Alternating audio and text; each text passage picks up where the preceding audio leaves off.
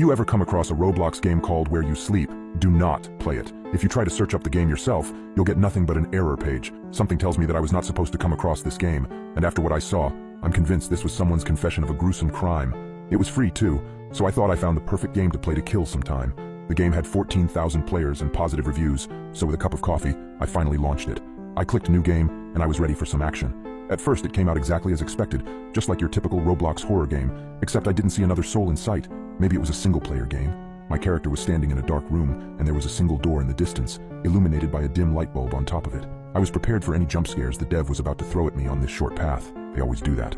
But to my surprise, this game didn't have any. I was starting to think the player count was a visual glitch. I walked to the door and opened it to reveal a dimly lit apartment. I was expecting a jump scare here, but nothing happened. No scary music, no scary noises, nothing. I reached for the light switch inside and turned it on. The hall illuminated, and I instantly got surprised, not realizing why. Seconds later, I realized why. The room looked quite similar to mine. The bed, the TV, and most of the other furniture were arranged in the same manner. It was quite strange, especially in a game called Where You Sleep, but I just stupidly brushed it off. I spent a couple more minutes checking out the room to discover some more surprising coincidences, and went to explore the kitchen. I was not really amused by the lacking amount of horror, but I was quite interested in the design decisions. The kitchen was also quite like mine. The table had 2 chairs by it, just like mine. The sink was by the window, and the fridge was quite similar too, except mine was a bit bigger and black, and the game one was green. Then something caught my attention that made my jaw drop. There was a cereal box on the table, a plate with a piece of bread, and a half-finished glass of milk. That was too much of a coincidence. I blinked a couple of times, and even bothered to stand up from the screen and double-check my own kitchen. You guessed it, the very same items were aligned on my real-world breakfast spot. This was getting a bit weird and a bit unnerving, to be honest. It became even more suspicious when I navigated the character to the bathroom, as other similarities popped up. There was a single t-shirt in the washing machine, and the bathrobe was lying on the floor. It was the same as mine, and there was also no toilet paper when I used my last roll this morning. What the hell is this game? Is it like watching me or something? And just for the record, I don't have a webcam or anything that could capture the insides of my apartment. That's so effing creepy. Am I being watched? But why and who would install the cameras? To create a crappy indie game? No way, I thought. Since there was not much else to see in the game, I shut it down and checked my apartment for any traces of the intrusion. I'm not James Bond, but I did my best to look around for hidden devices and found none. It was getting late, so I decided to go to sleep. After waking up, I had mostly forgotten about the game. That was until I came back from the supermarket, and my computer showed that a new update to Where You Sleep was downloaded. I launched it out of curiosity, and when I saw what the update added, my blood ran cold. The patch added more details to the surroundings. Now it looked exactly like my place. Even the bowl I used for keeping keys at the door looked identical, and had the same dent. I could read the book titles on the shelves, the same as mine, and the fridge in the kitchen was now bigger and colored black. There was no explanation. I went to the game discussion forums. There were a couple of messages from players stating the devs are lazy with updates and how the whole thing sucked. I dropped my own comment saying, "Devs, what the F is going on?" And I described my experience with the game. Several hours later, I checked the responses. Other users were posting that my topic is a stupid PR move and asking me to get a life, but in the evening, I discovered that my query was deleted from the message board with no explanation. That's when I saw that a new update had been released. I had to see, so I launched the game, and with trembling excitement, navigated the character through the door. Not much had changed since the last time, the same things in their common spots. I walked around the room a bit, and went to see the kitchen. As my character was inspecting the insides of a cupboard, my jaw dropped. I was so focused on the game, but that when somebody knocked on my door, it almost made me scream. Reddit, what is your most disturbing, scary, or creepy real story? Serious. So I was sleeping, and in the middle of the dream a character of my dream who was doing something, turned her head, looked at me very seriously and said, "There's someone in your apartment, wake up." I nearly had a goddamn heart attack, and my apartment was empty. While in my basement on the computer, I saw what appeared to be a white tissue dropping from up near the ceiling, from the corner of my eye, about 5 feet away. When I looked over, I didn't see anything resembling a napkin on the ground or elsewhere. Noped the hell out of my basement for a while. Woke up, clock says 3:34 a.m. I'm 17 and in my bedroom. It's pitch black but I hear some rattling downstairs. Terrified, I quietly tiptoe to my parents' room. Weird, it's empty. Where are my parents at 3:34 a.m.? Go upstairs to my brother's room. He's usually awake all night, but while the light is on, no one is in the room. So I guess whatever those noises are downstairs, it must be them. Why are they awake? Maybe someone died. I go downstairs. In the middle of my living room is what looks like 2 men stealing our TV. No one else is in sight. I run upstairs as quietly as possible, shut and lock my door. Suddenly there's banging on the door. I wake up. It was a dream and the relief washes over me. I look over at the clock. Weird coincidence. It's 3:34 a.m. I'm shaking, but decide to go downstairs to prove to myself that everything's fine. I go downstairs. The 2 men are in my kitchen, screaming at my parents and brother. I run upstairs to my bedroom and lock the door. 10 seconds later I hear banging. I woke up. It's 3:34 a.m. This time I had actually woken up and I don't manage to fall back asleep for about 36 hours.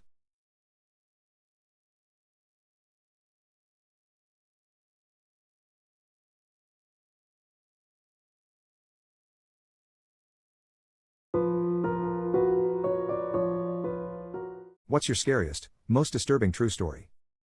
I was 12 years old, and we were 3 kids sharing 2 bedrooms. So my dad decided to put up a half wall to make a third. If I stood on my bed, I could see into my brother's room. We were young and used to throw a ball over before falling asleep. One night I was just drifting off when my mom taps me on the shoulder and says PSSSD. What are you doing? I thought, that's a very weird question, obviously I'm sleeping. So I turn around to answer her, only it's not my mom. It's not a person. It looked like a 3D shadow of a man. Just black. I screamed while my eyes were closed, the figure disappeared. My mom and dad came running into my room. I tell them everything, they think it's just my imagination, but tell me if I'm scared to go sleep in the room with my brother. I tried to sleep but I was shook. My brother woke up once to go use the bathroom upstairs and I pretended I was asleep. I didn't want him to know I was still afraid. I hear him go into my room, right next door, climb on the bed, springs, and then just stopped. I thought he was trying to purposefully scare me, so I look up to show him I'm awake, and see the figure again.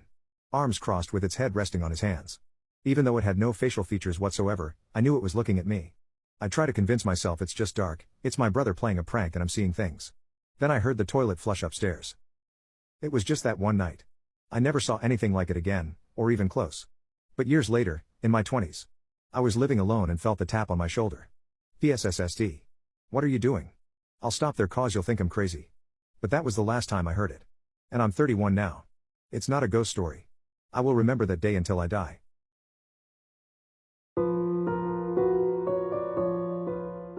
What is your most disturbing, scary, or creepy real story? Over the past week my son had been much quieter than normal. I knew something was wrong, so I mentioned it to him and asked him if he was okay. He was reluctant to tell me at first, but after some gentle persuasion he told me that there was a monster hiding under his bed every night. I assumed it was just his imagination playing tricks on him and reassured him. I told him I'd read him a bedtime story that night and make sure he was safe. He seemed to be more at ease now. When the time came for him to go to bed, he was nervous and on edge but said something that for some reason stuck with me. He told me how the monster under his bed was just like him, and copied everything he did. Strange. Fast forward 10 minutes and I've just finished reading him his bedtime story. He turns to me and says, "Daddy, please can you check for monsters under my bed?" For his own amusement I take a look under his bed. What I saw will haunt me forever. Lying under the bed, quivering with fear is my son. He looks me in the eyes and whispers, "Daddy, the monster is lying on my bed." I didn't expect to shock the dentist. I had my first trip to the dentist last week. I do mean first, too. I don't think I ever went growing up. Mom said baby teeth didn't matter since I was going to lose them anyway, and the little dentist would protect my permanent teeth perfectly well, so there was no point in throwing perfectly good money away for some huckster to look at my teeth and say they were perfectly fine. Mom had pretty strong opinions about dentists. She had pretty strong opinions about a lot of things, really. But I've been out and living on my own for a lot of years now. A few months back I was thinking that it was probably worth going to a dentist at least once, just to make sure everything really was okay. So I read some online reviews and called a place nearby, and I had my first dental appointment last week. It was fine at first.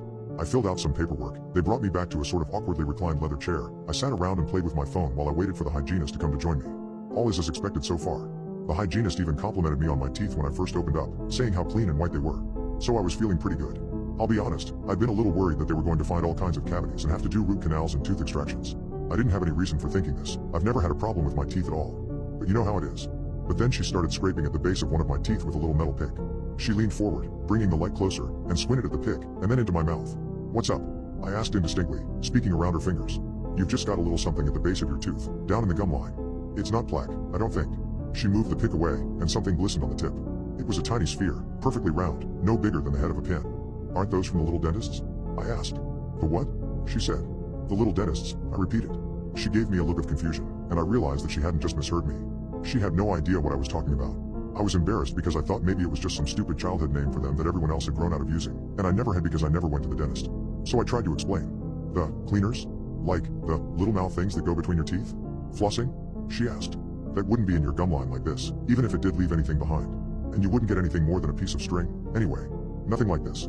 There are a lot of them," she added, peering into my mouth again. "It looks like they're all along the gums, at the base of your teeth." She poked around a bit more with the pick, scraping a few more of the tiny gelid dots free. I didn't bother to correct her about floss because obviously, I wasn't talking about floss. It seemed like she legitimately didn't know about the little dentists, the things that live in your mouth and clean your teeth. And I knew that not everyone had them. My mother had told me not to talk about them growing up, that not everyone would receive them when they started getting their adult teeth, and it was rude to brag about them. But it had never occurred to me that someone working in a dentist's office might not know. The hygienist went to fetch the dentist, and I figured that he'd set her straight. But when he came in, he seemed just as puzzled as to what she'd found. I really think you've just got an egg, I told them, and they both turned to look at me. Have you been eating caviar? The dentist asked. No. A dentist egg whatever, you know what I mean. Seriously, have you not heard of these? You've never had a patient with the little dentists? The dentist shook his head. I have no idea what you're talking about. They're like cleaner shrimp, I guess, only for people. They live in your gums, and come out to clean up food and plaque. He was still staring at me like I was talking nonsense, and I was starting to get annoyed. Look, get your magnifying glass or whatever, and come take a look for yourself. They can't be that hard to find. They come out all the time. I see them. I'm sure you can find one. You're telling me that you think you have worms living in your mouth. I'm telling you that I do have worms living in my mouth. I can't believe you don't know about this. Look, just find one. Maybe I'm explaining it badly or something. The dentist shook his head, but he began carefully poking around in my mouth.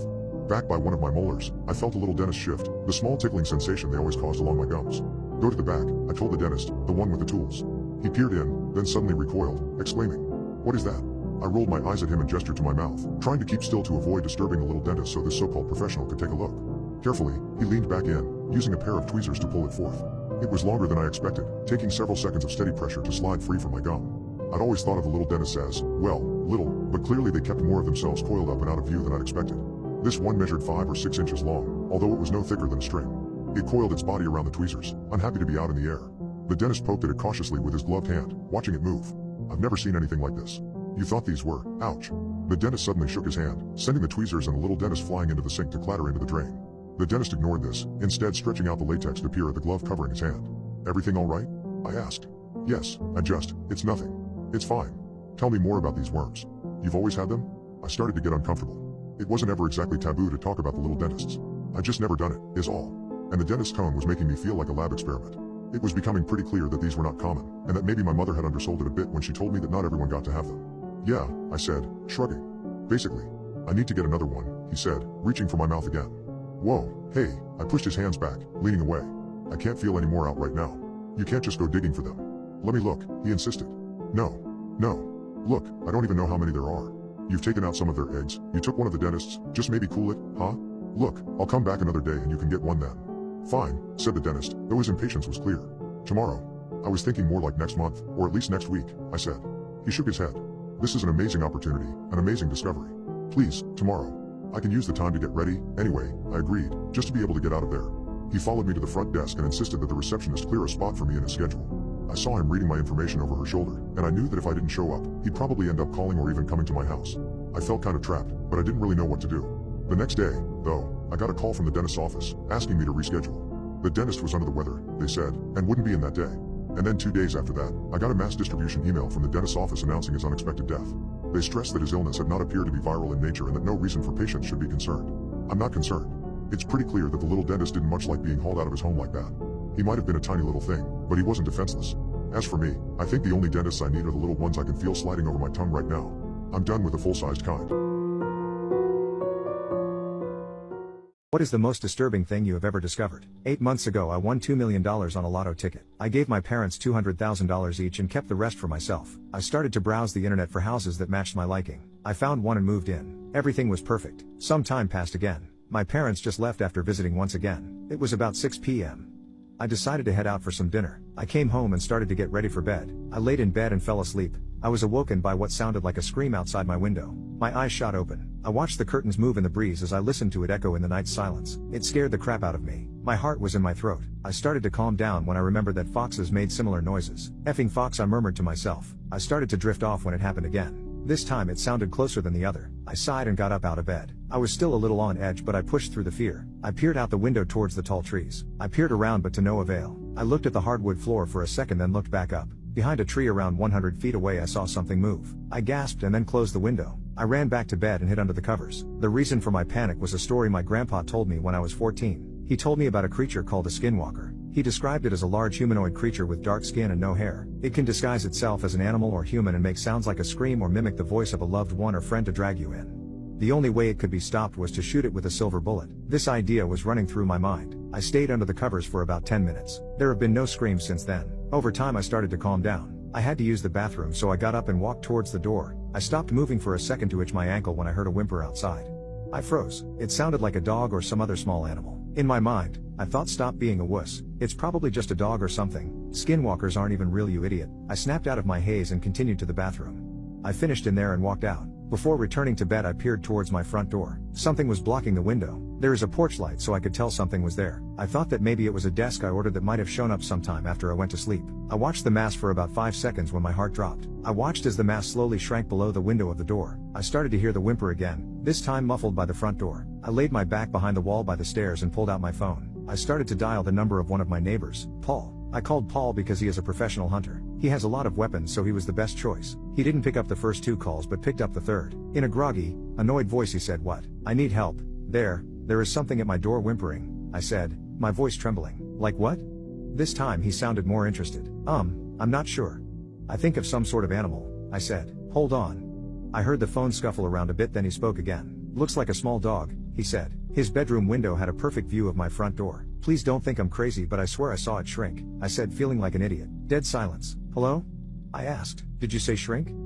Yeah, why?" He paused for a moment and started up again. "Here's what I want you to do. Stay where you are. Try not to make any noise. If anything changes you need to tell me, okay? I'm gonna grab my rifle," he said confidently. "Okay," I whispered. About 2 minutes passed. I could hear Paul moving and doing stuff in his house. Finally, he came back on. "Alright, I'm gonna open the window," he said. I peered around the corner and looked out the transom window. I could see his window slide open. I heard him rack his rifle. "Alright," he said. I waited about 3 seconds until Paul spoke up again. I don't see anything there."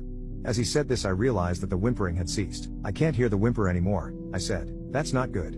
Listen, I need you to make a decision. Either make a run for my house or I make a run to you." He exclaimed. "Well, you have the firearm, so could you come here?" I said. He sighed. "Alright.